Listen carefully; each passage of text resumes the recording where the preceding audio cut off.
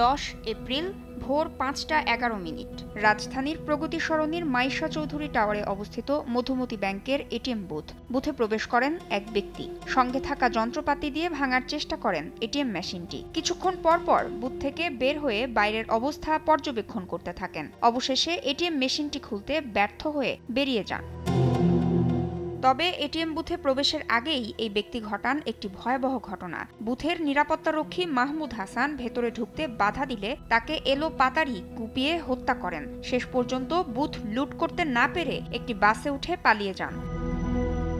তথ্য প্রযুক্তি ও সিসিটিভির ফুটেজ বিশ্লেষণ করে ঘটনায় জড়িত আরিফুল ইসলামকে গ্রেফতার করেছে গোয়েন্দা পুলিশ। স্বাধীন বাংলার সুপার মার্কেট হইতে হাতুড়ি, তারপরে শাবল এগুলি ক্রয় করেন এবং ফুটপাত হতে বাংলাদেশ ক্রিকেট দলের জার্সি ক্রয় করেন।